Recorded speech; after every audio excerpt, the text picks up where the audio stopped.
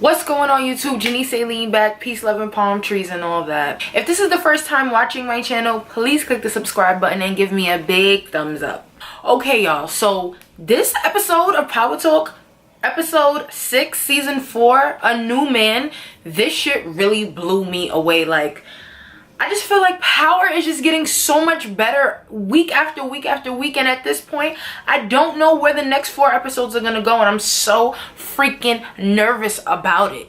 I'm really not wasting no time. Like, let's just get into Power Talk, please. So the episode starts with Ghost in bed, well, waking up out of bed, and he goes and takes a little shower and he puts on his fine ass suit, and I'm like, yes, because this is starting to remind me of like season 1, season 2, when I started to fall in love with Daddy Ghost, you know what I'm saying? You know, he was sharp and looking good and all of that. And then he goes in the kitchen with Tasha and he just kind of tells her, you know, I think me and you should start over. Whatever happened with Angela is done. That's in the past. And Tasha's not really having it. She's like, I don't really know about that.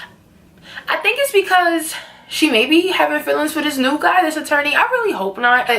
Tasha's just not really with the shits. And to be quite honest with you, I don't blame her. Like, you put her through so much shit with this Angela. You done up and left her. And now that Angela shitted on you and you finally seen that Tasha's your real rider, you trying to get back with her. It's not that easy, player.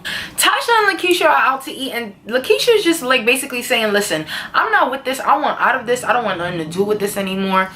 You know, to some degree, well, no, not even to some degree, but I agree with Lakeisha, because even though she knew what was going on with Tasha and Ghost, because she knew Ghost was Ghost because she's always called him by the name Ghost, but she didn't know that that was going down with her shop, that they was using her shop to clean name money. Tasha did that to her and never told her. She didn't find out until afterwards. So now that she wants out, I really don't blame her for that, because she never agreed to this in the first place.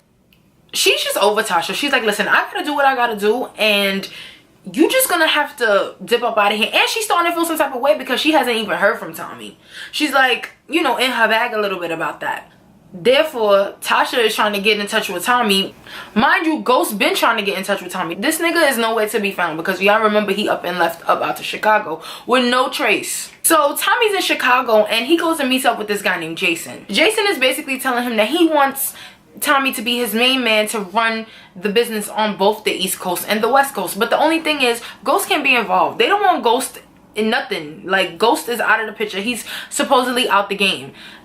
He was supposed to be out the game a long time ago, but Tommy plans to drive back to New York, but he's like, Jason is like, listen, just stay here, get fucked up with us, party with us Chicago style, and you know, see what's up. Tommy goes and does that and gets pissy drunk, throwing the shots back, throwing the shots back, throwing the shots back. Next thing you know, they hit dude all over the head and he's in the backseat of a trunk. And that's crazy, because this is the first time we actually seen Tommy in some shit. Like, we never seen him like this, so caught off guard and by himself. Like, we didn't know what was what. I didn't know what was gonna happen, and I was like, oh my god, I just really hope nothing happens to my boy Tommy. You know he's my favorite. So they bring him to this like gravesite, like, well, it's like a grave that's already dug up, and he's like, what the fuck is going on? Basically, Jason wanted to kill him because he killed Milan. Patar tries to flip the script on him and say it was all his idea, like, Tommy, you're going down. And Tommy's like, motherfucker. Yo, Tommy's mouth is the best. Like, I have a potty mouth, Tommy has a potty mouth. I just really live for it.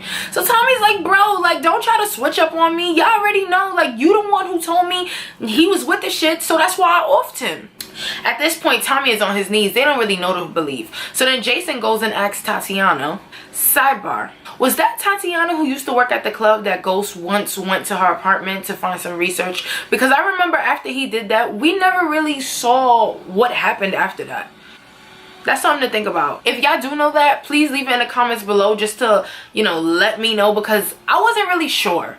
So Tommy's on his knees and he's thinking he's about to go out because he hears Tatiana say his name. So he's basically thinking like, she just told him to kill me. And in his last thoughts, you see that he's thinking about Holly. This guy never really stopped loving Holly, and he still doesn't even forgive himself for killing her the way that he did. Next thing you know, we hit a shot. He doesn't shoot Tommy. He ends up killing Patar because he was a lying, cheating shit anyway. And I was like, oh, thank God. I really thought we almost lost Tommy, y'all. I was like, no, Tommy cannot go out like this, especially where nobody knows. Like, how could you imagine if that's how shit would have went down? No, I would have lost my mind.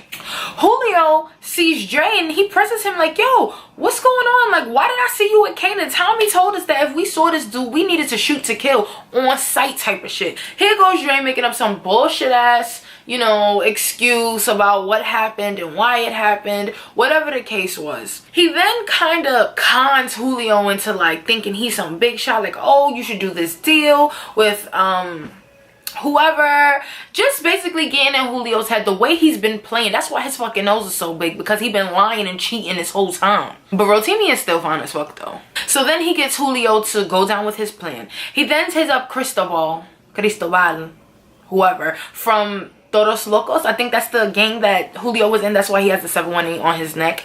Basically meets up with him to set Tommy up, bro. Because if you guys remember, Ghost had paid off, you know, for Julio's life insurance. Basically like, listen, don't kill him. Here's your money, so and so, and I'll take him under my wing type shit. Dre basically like tells Cristobal, okay, let's take him out. I'm gonna set it up, take him out. Julio goes up to this meetup spot where he thinks he's meeting up with Dre. 3 niggas from Todos Locos come, and he notices like, oh, this is a setup. Alright, boom. Julio, I just respect him so much because he just got to work on them, like put the beats on all of them. He was giving it up crazy. I was like, yes, he about to take them out. In my head, I'm like, he about to take them out. And I was so excited about that. Next thing you know, he start feeling himself like, yeah, y'all want to fuck with me? Yeah, y'all want to fuck with me? Next thing you know, they juke him in the leg. They juke him in the leg. And from there, once they got him in the leg, it was over. Like, it was downhill. I was sad. Like, I don't think I've been this sad watching the show. Like, any scene has made me this sad yet. But I was so sad to see Julio go. And I think all fans of the show watch the show like Julio. Why wouldn't you like Julio? Julio has been loyal. He's been down with them. He's been like Tommy's right hand, the right hand of the right hand. And it was just so... It was so sad to see him go. They took him out. They took Julio out. Dre set him up and they took him out. First they got the 718 out his neck, which that shit blew mine. Like, damn. And then he just stabbed him and he tried, like he was trying to crawl. And I feel like they really dragged that scene out so the audience could feel it, because I felt it. Like, because even though I knew he was dying, a part of me was like, hopefully he could try to do I still had some hope in me for Julio, because I really did not want to see him go. Although I didn't want to see him go, I kind of knew this was coming, because I felt like at some point it was either him or Dre. That's what it was down to. It was either him or Dre. It was no in between. And he just happened to go first. But Dre gotta go. And his time is coming. It better come. That's all I know. Mind you, throughout the day, Ghost is still trying to get in touch with Tommy. So on his way back from Chicago, you know, because they let him go. On his way back from Chicago, Tommy sees this Cleveland sign and he gets like this big smirk on his face. So he stops at this house, open house, and he walks in and he's talking to the guy who's presenting the house, the real estate agent who's presenting the house. And he's acting as if he's interested in that, you know, asking about the neighborhood, what type of neighborhood it is. Come to find out, this man is Holly's uncle, who has raped her in the past continuously. And I don't think this was ever shown in this show, but it had to be like some pillow talk or something between him and Holly, because I don't think we've ever known this. This pervert has the nerve to say, like, I don't know what she told you, but she wanted it and I gave it to her. Tommy's like, she was only 9 years old. He's like, oh, well, some of these young girls are fast. What? Tommy went crazy on old dude and took a baseball bat and literally beat the shit out of him. Like, beat him to death. He killed this man. I was really gagging. Like, wow. Okay, Tommy. But you know what? At this point, nothing Tommy does really surprises me. And it shouldn't surprise anybody, because he's a psycho.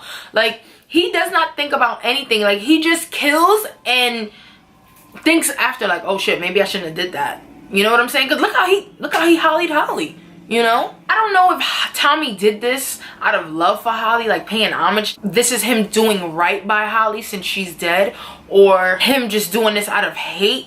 But more on the side of him doing this out of love for Holly and try to, in some sort of way, pay some homage to her. and show his love for her, like doing things out of love for Holly. But at the end of the day, you killed her, bro. Like, you gotta take that L, and you have to deal with that. Mind you, Ghost is still trying to get in touch with Tommy. Ghost go walking up to his car, and boom, what happens? Kanan run up on a nigga, and he looking like he seen a ghost, literally, because he thought that this dude was dead. Kanan lets him know, listen, we got Tariq, and in order for you to get him back, we need some money. Ghost doesn't have any money. He has to do what he has to do to get this money to get his son back. So what they do is they end up working together to rob Tommy's stash spot. And in the process, they end up killing a nigga, pistol whipping a nigga, and, you know, just running up in and taking the money. In the midst of all of this, you can kind of tell that for Kanan to be some real grimy nigga, he was going real easy on Ghost. Like, listen, we need this money or Tariq is gonna get killed. I'm not fucking playing with you. This is real life shit. Like, we need to get this shit done. Because if not, it's lights out for Tariq. So they get the money, then they pull up to the spot where Jukebox has Tariq. Kanan ends up giving Ghost the gun because he doesn't really trust Jukebox. He knows that Jukebox doesn't have any, you know, remorse. She's ready to take Tariq out. And at this point, you know, Kanan has some type of sore spot for Tariq. And I've seen that shit since last season. So he tells him, come on, let's go save your boy. Let's go get Tariq. Let's go get your son. At some point, Jukebox realizes that Ghost and Kanan are working together. And she puts a gun to Tariq's head, and you hear Kanan like, come on, Juke. Come on, like, don't do him like that. Don't, you know, Ghost is freaking out. And he did that so good. Shout out to Omari because he did that so good. It was so believable because he looked shook as if that was his own son sitting in that chair. While Jukebox has the gun to Tariq's head, she's telling Kanan, like, tell him who you really are. So basically, he just confesses that my name is Kanan. I'm a grimy ass nigga. I was really just using you to get the money from Ghost. My name is not really Slim. I killed Sean. He was my son, and I would kill him again because he was soft. He wasn't like you. And that's just what it is. Jukebox makes like this move, and boom, Kanan caught a shot up right in the chest. Three times, some shit like that. Ghost goes and grabs Tariq and just hugs him. And Kanan's like, damn, like, why you made me do this to you, Jukebox? You always running your mouth. Like, I did not want to have to do this to you, but this is what it came down to. He really didn't want Tariq to go out. Ghost and Tariq are just hugging, and he's like, you know, I got you, son, I got you. Kanan gets the money. He goes to point the gun at them. He does point the gun at them, actually. And then he's just like, nah. He's like, I'll see you around, little nigga. Talking to Tariq. And that's how the episode ends, my friends. This episode was so good. I didn't really recap the whole episode. I just really went over the, like, pinpoints, the important points. 5 people were killed in this episode. Patar, Julio, one of the guys from Tommy's stash place, and Jukebox. Wait. Patar.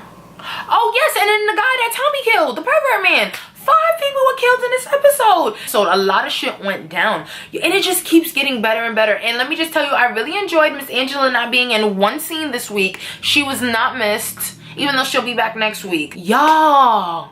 Oh my goodness. Where do you think this season is gonna go?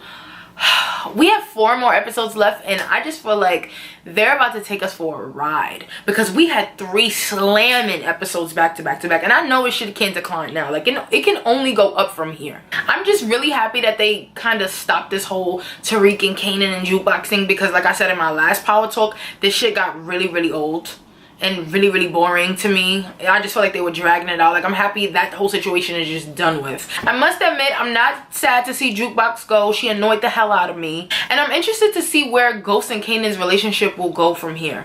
Because, like I said, he was going pretty soft on him, and you can tell he still had some type of, I don't want to say like remorse, but he just had a little soft spot going on. I don't know if it was because of Tariq, but he just had something going on.